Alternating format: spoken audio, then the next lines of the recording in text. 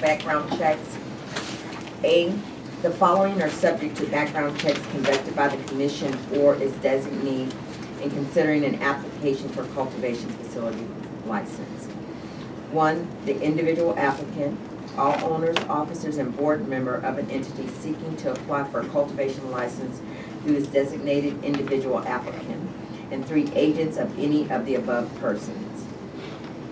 A person subject to the background checks as provided in subsection A shall be disqualified as an individual applicant, be prohibited from entering a cultivation facility, and be prohibited from having any responsibility for operating a cultivation facility if the person has been convicted of and excluded felony offenses.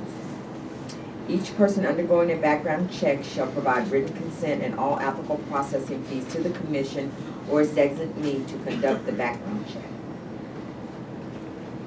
I just have questions, and Travis, you're probably the guy to answer it, but I read the definition of excluded felony, and then the Stanbridge House were here, and they're talking about expanding that definition. Is that? I think one of the issues is how that's defined. Violent felony, as they were saying, isn't probably what we really want.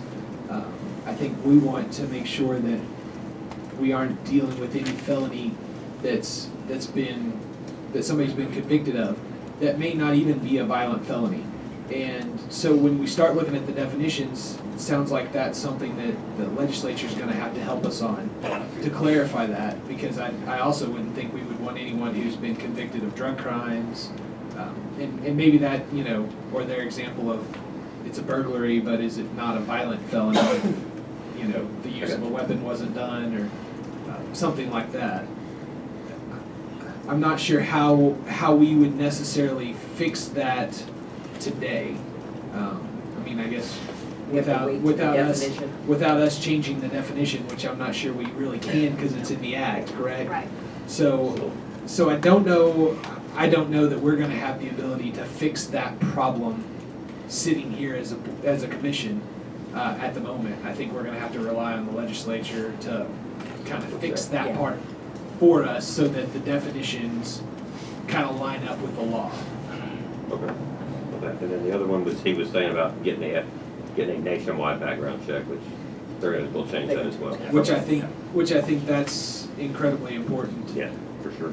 And for the purposes of just going through this, I don't know that there's a lot on the background check section we're gonna be able to mess with that's gonna be substantive today.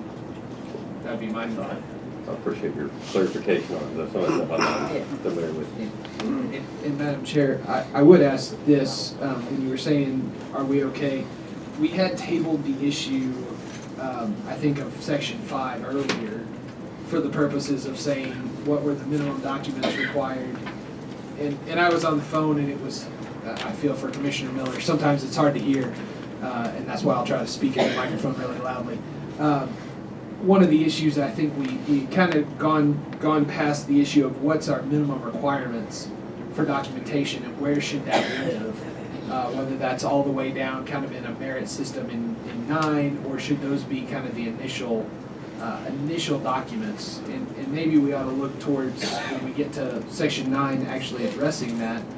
But I think that's something where we need to rectify the two. What are kind of the minimum requirements we're going to require from somebody before they can quote unquote get into the door, and then where we would go from there. I think we tried to rectify that by stating that if it was covered under 9, and that we would see if it was covered under 9. If not, we would go back and put it up. So it's, either way works for me.